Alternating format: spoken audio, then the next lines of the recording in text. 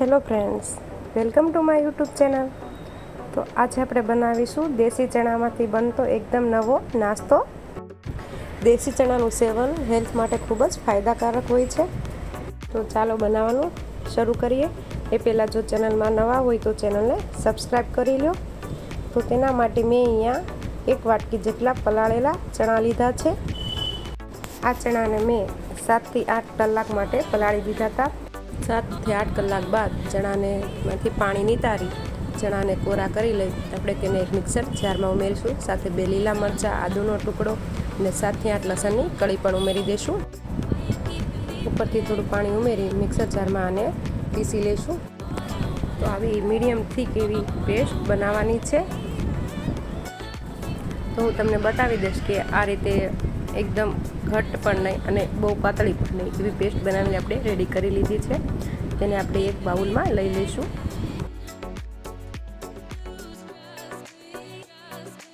આ નાસ્તામાં આપણે બીજા શાકભાજીનો ઉપયોગ કરીશું તે પણ જોઈ લઈએ. તો તેના માટે મેં અહીંયા ચોપ કરેલું ગાજર, ડુંગળી, એક મરચું અને સાથે લીલા ધાણા લીધા છે.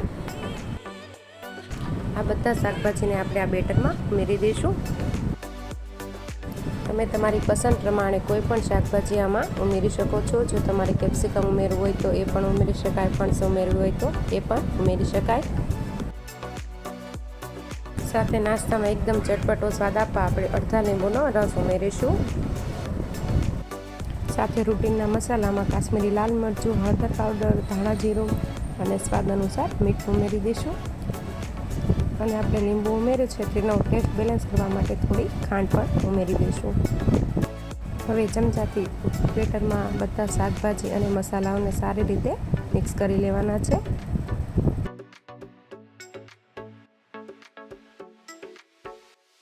હવે આગળની પ્રોસેસ માટે પહેલાં આપણે ગેસ ચાલુ કરીશું અને ઉપર આ રીતનું નોનસ્ટિક પેન કે તમે લોખંડનો તવો લેવો હોય તો એ પણ લઈ શકો છો. હું અહીંયા નોનસ્ટિક પેન વાપરું છું. તેમાં 1 ચમચી જેટલું તેલ ઉમેરીશું અને તાવીથાની મદદથી તેલને આપણે આખા પેનમાં ફેરવી લઈશું.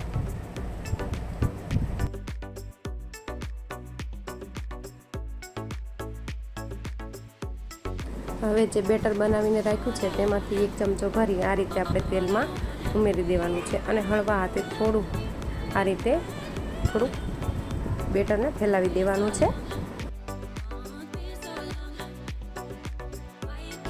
ગેસની ફ્લેમ અત્યારે મીડિયમ જ રાખવાની છે. હવે ઢાંકણ ઢાંકી 2 થી 3 મિનિટ જેવું આને આપણે ચડવા દઈશું.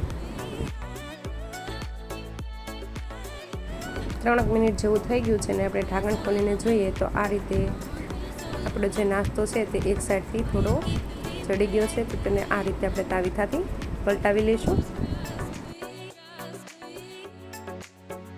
અને બંને બાજુથી આપણે ફેરવીને થોડુંક ક્રિસ્પી એવું ત્યાં સુધી શેકી લઈશું. તો આ બાજુ પણ આપણે થોડી વાર ઢાંકણ ઢાંકી 2 મિનિટ જેવું થવા દઈશું. 2 મિનિટ જેવું થાય એટલે ઢાંકણ ખોલીને જોઈએ તો આ રીતનો નાસ્તો આપણો એકદમ ચડી ગયો છે.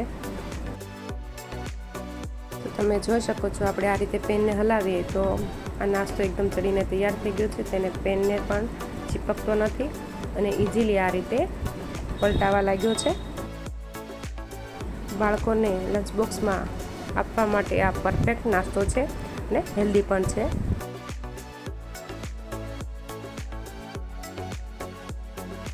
તો બસ 1 મિનિટ જેવું આ રીતે બંને સાઈડ શેકી લેવાનું છે.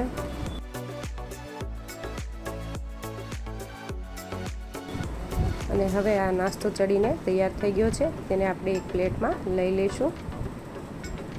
જો બાળકોના ટિફિન માટે કંઈ હેલ્ધી બનાવવું હોય તો એકવાર આ રેસીપી જરૂરથી ટ્રાય કરજો.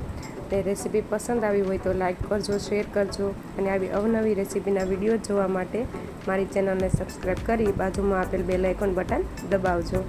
Thanks for watching.